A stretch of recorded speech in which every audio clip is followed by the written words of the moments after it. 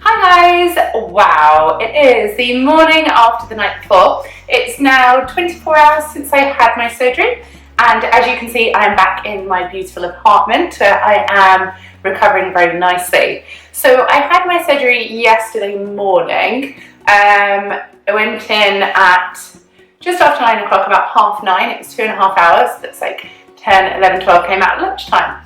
It's not quite lunchtime at the moment. I have been allowed to leave the hospital because I've healed perfectly, had all of the safety checks and had my drip removed, my IV. So whilst I was in hospital, I had antibiotics and painkillers, also had saline fluid, like rehydration. I was given food, I went to the toilet, as you could see from my previous video, kind of like literally doing everything as normal. I was told that I may have the drains for 1 or 2 days. So this is day 1 with the drains, but actually they may stay for another 1 or 2 days. And that's because the capsule that was removed from the implant produces a lot of fluid. And much like if you saw my BBL video, you saw I had like bottles of blood. These are a smaller version of it, but actually it's a very good thing to reduce the swelling and reduce any liquid that's trapped inside the body after surgery. So as you can see, they are filling up quite nicely, and you just keep them lower than the boobs and then they drain away into them, and it stops you from being all swollen and puffy. I feel really normal. I don't really feel like I've had surgery.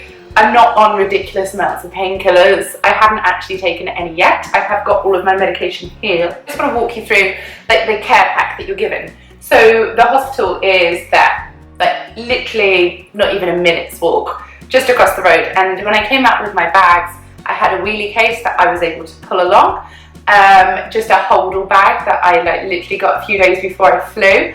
And I was greeted by the concierge on the door of the hotel, who then took my bags from me, took me to reception, checked me in, and put me in this apartment. So I was originally in a 2-bed apartment, went to have my surgery, and now I'm in this one. And this is where I will stay until I fly home in 3 days' time. So I will walk you through the goodies that I have from the hospital. These are my new implants. They are Motiva. And I actually had 2 boxes, but I didn't need 2 empty boxes because I'm kind of carrying them myself. This actually tells you some really fascinating things about all the different sizes and shapes, the cc, the base centimeters, if they're full, if they're coarse, if they're demi, if they're mini. Like really informative, and I've never had this from a surgery before where I've actually seen the packaging that it comes in. Normally you see the implants that you get to touch and feel, but you don't normally get to keep the box, which is really kind of cool. So it just says sterile silicone breast implant. You would have seen this in the video where Dr Serbulent was opening the implants and then washing them to then put them in.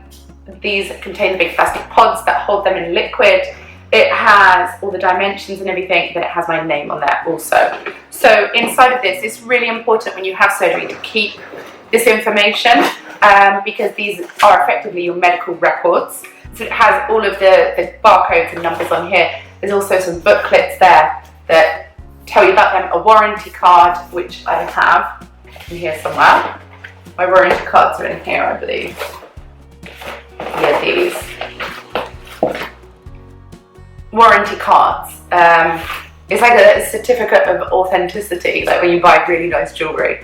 So I keep hold of that, and then if I have any problems or any complaints years down the line even, all of the information I need is here, which is so different to how PIP was. I literally had no paperwork and had nobody that I could turn to when things went wrong. So yes, there are instructions for use, not that I'm going to need that because I'm not doing my own surgery, but it all comes with the implant, and they've provided me with all of the information, like literally fully informed. I have everything I need here. So that's the implants, which really is just for safekeeping for the future, for reference. Should I need to know anything about it, or should I have a different procedure and somebody say to me, what type of implants are they? What size are they? You know, tell me about them. I can literally tell them everything. So the goodie bag from the hospital, as you've seen, contains my equipment that I need. So this has my medication for the next few days.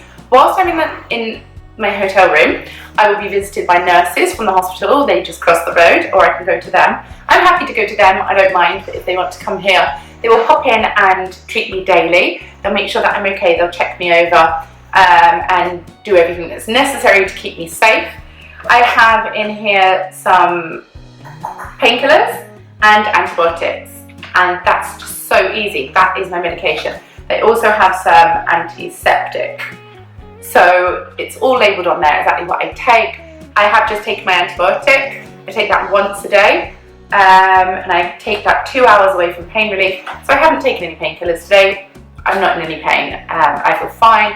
But I'm guessing maybe around bedtime in the evening I might start to feel a little bit tired and heavy. That could be a good time then to always take a painkiller so that you sleep better, because when you sleep you heal, so that's always a good thing. There's also some dressings here. I haven't changed my dressings yet. I haven't had my dressings changed. It's only been 24 hours. There is no blood leaking because woohoo! This takes everything away from the wound so that there's no seeping, there's no moisture. It's kept nice and fresh and clean. I'm wearing the bra from surgery. I have had a wash, so I was able to remove the iodine that was on my body. You're painted like yellow, and it's when you go into surgery they just paint you up to sterilise you and keep you clean and antiseptic. So that's all off. I also had the marker pen across my chest, which I have washed off, and it just feels nice to put on some deodorant, brush your teeth, brush your hair, not live like a kind of wild rabbit, because I felt in the hospital bed, as lovely as it was sleeping all day, I just kind of craved putting clothes on and doing normal things. You know, we don't really ever spend time in hospital, so when we do, it is really out of our comfort zone, you know, to just sit there and do nothing. It was really, really lovely to rest, but at the same time, kind of wanted to stick some clothes on and go shopping. So the final thing that I have in my bag is my own implants, and they are actually quite heavy. So the encapsulation has been removed, the hard capsule that formed around that. And as I found out yesterday, in my kind of bleary kind of still anesthesia state, they are allergen implants.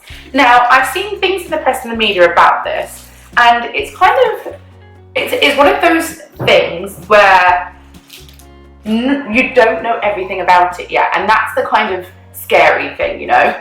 When I had PIP breast implants, I think it was 2011, they said that these are non-medical grade silicone, it's a big scandal, everyone's in danger, get rid of them.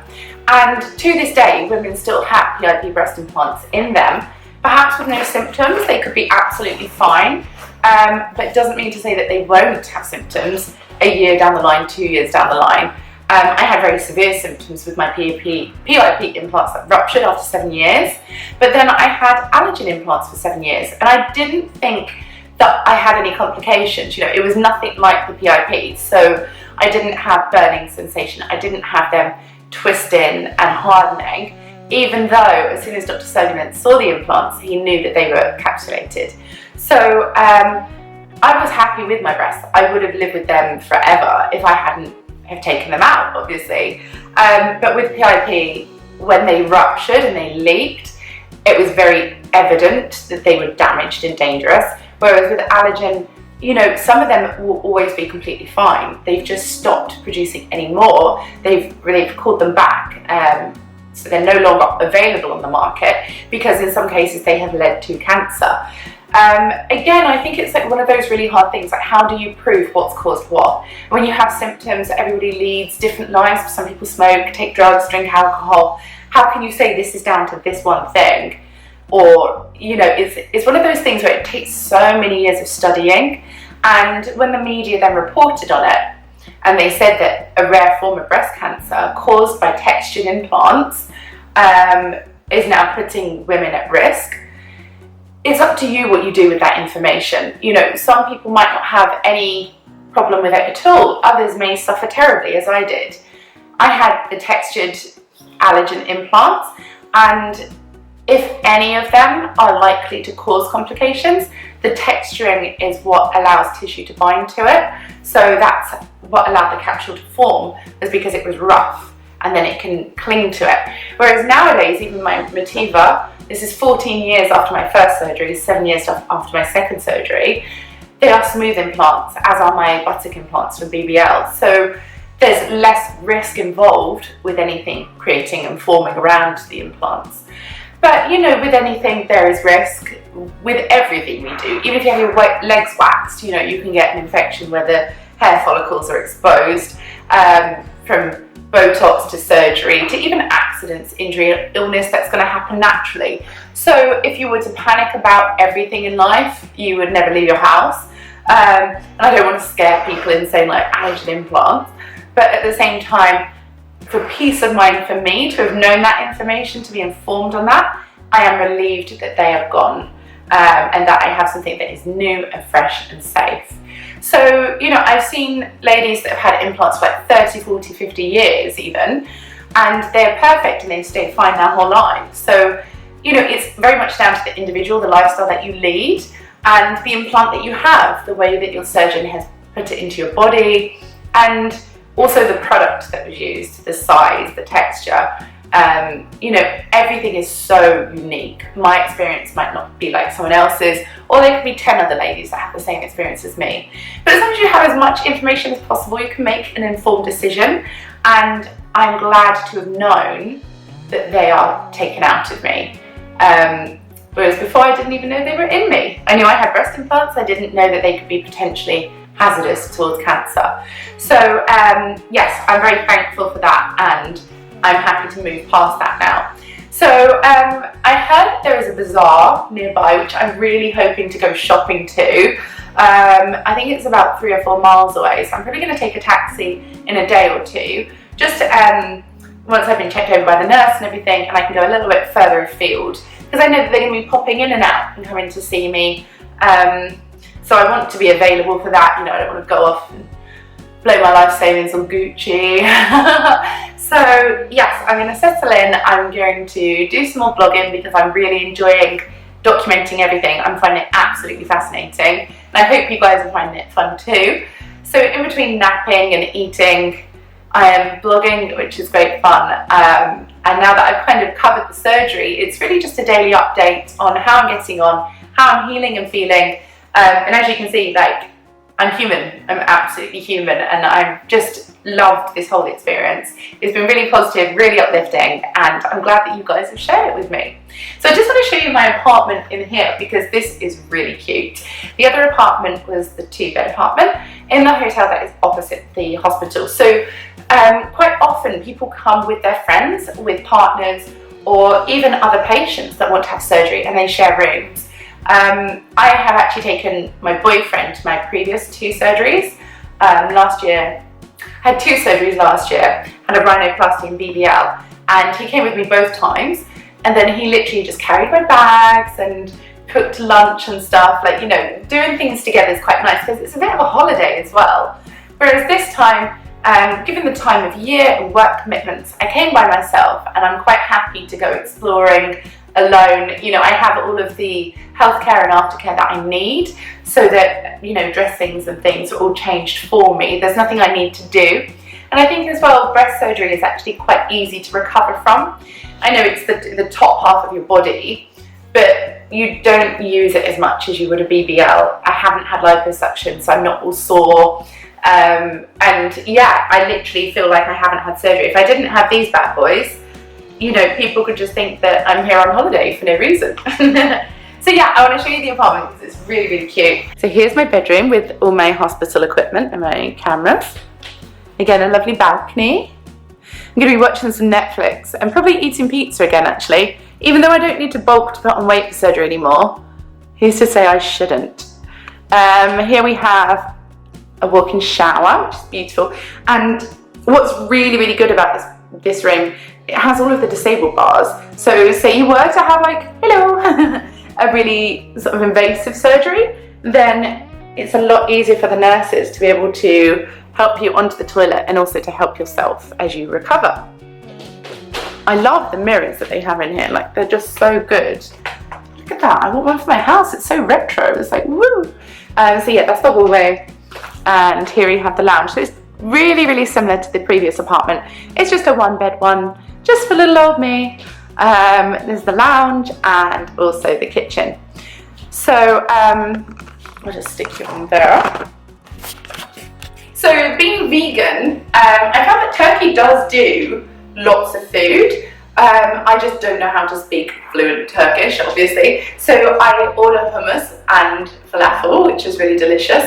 But I'm going to have a little look. I had some room service the other day. I'm going to see if they've got like any vegan protein bars anywhere, because I'm not going to the gym. I would like to have some kind of protein snack, so I'm going to have a look around. It does just seem like loads of designer clothes shops and posh restaurants and things. So affordable. Like literally my dinner yesterday, my room service came to, I think, about £5 for like a main meal and a starter. Like, what? And it was just so good. Absolutely loved it. As you can see, there's a room service menu in each room. You also have spa treatments. I don't want to get my stitches wet.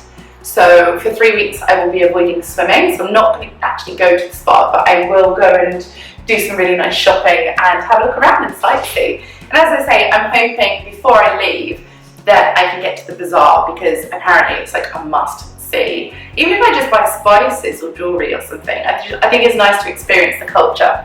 So I just need to figure out a way to take these around without people thinking that I'm some kind of vampire. But I think I'll probably just put them in a carrier bag or something and like just keep it here, and then maybe nobody will know that I've had surgery. I've got my sexy stockings on. Woo, they come up to here. And then my surgical bra, which actually is really convenient for wearing under clothes. It fits nicely. I know when I had my first surgery when I was 18, they literally put a bra on you that's so thick and padded and big, and then you have like bolstered cushions everywhere, and you literally look like a marshmallow man. Like, it was so OTT. And for my second surgery, they didn't even put a bra on me. They just left me with drains in, laying in bed, and I was like, oh, they're gonna drop off. So to have this bra, it's adjustable. There's like Velcro straps here that you can make it fit, so if it's too tight you can easily loosen it. There's a zip at the front so you can get to it for changing dressings. But as I say, the nurses will do all that for me when they pop in and see me. And they've got my number, I've got theirs. I can just walk across the street and Bob's your uncle. Almost lunchtime. If I show you on the cooker, you will actually believe how quick this has gone. 11:44 in the morning. Not even 24 hours after surgery. It's like 23 hours after surgery, and woohoo, loving life. So I will keep you updated on how I heal and how I get on. If you do have any questions about any of it, obviously when I was doing my blog in hospital, I probably missed out things that you might think of that you want me to cover. One big point that I've actually noticed this time, the antibiotics haven't made me feel sick. And normally that's like the worst part for me after having a surgery, is antibiotics and painkillers, because I avoid taking medication. I'm not going to avoid medication for surgery, obviously, but normally if I have a headache or something, or I feel a bit sick at home, I won't go to the medicine cabinet and like take painkillers. I prefer to have a clear head, drink lots of water and eat healthy, and that normally sees me through.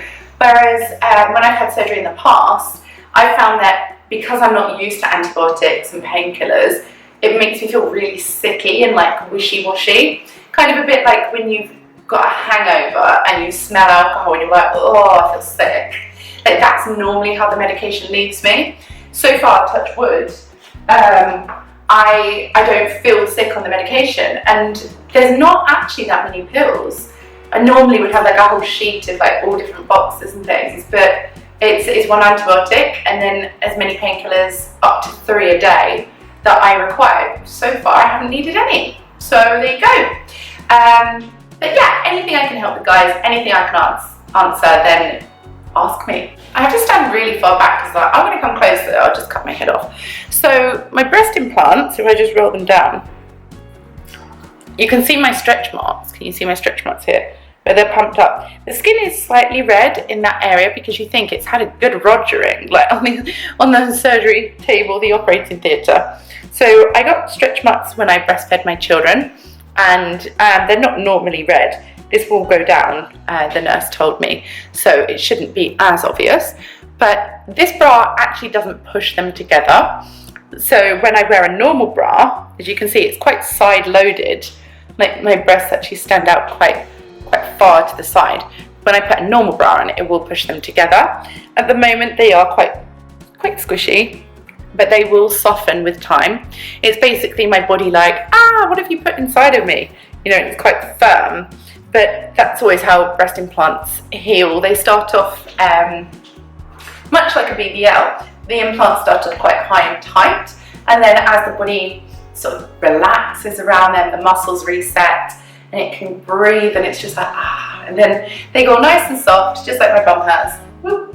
And then they will drop slightly and fall into their natural resting position. So for now, they might look quite wide apart, but actually, if you saw the first video and the pictures I posted, I could put a whole hand between my original breasts, whereas now I can just about tuck 2 fingers. So I call that an achievement. So I'm really, really happy that my breasts are far closer together, and, you know, by like over half the distance. It was a whole hand, that's 5 fingers. Now I can only fit 2 fingers. And this is with a wide bra on, so the implants aren't pushed together because they're just healing in position, and then they will find their own resting state. And then, yeah, when I wear like an actual bra, I think they're gonna look huge. They're gonna look huge, but I love them. They're like the perfect size and exactly what I envisaged and what I wanted. And it's so nice to actually get what you ask for. You know, to see something and just be like, if I could have it my way, I would want it to be like that. And that's exactly what it is. So I'm really, really happy.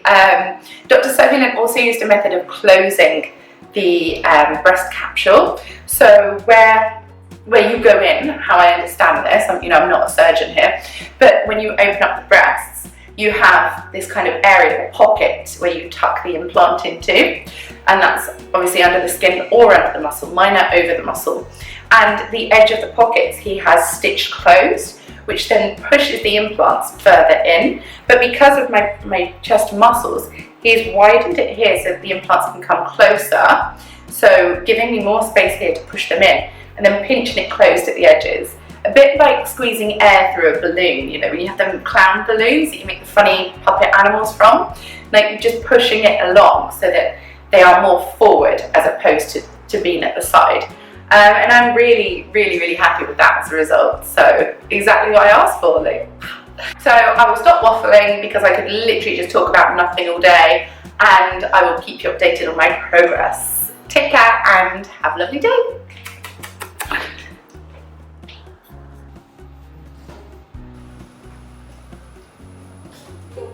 Such a cute bag.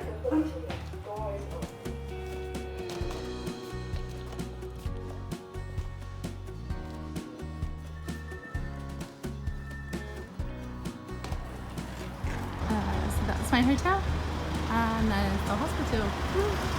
Right, let's go exploring. This is gorgeous weather.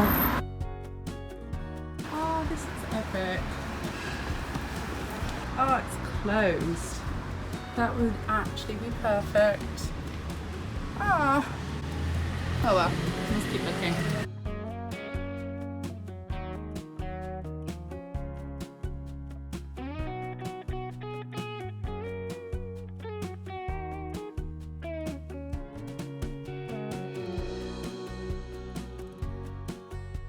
If you found this video helpful, please leave a like, subscribe to my channel, write me a comment, and keep watching for more.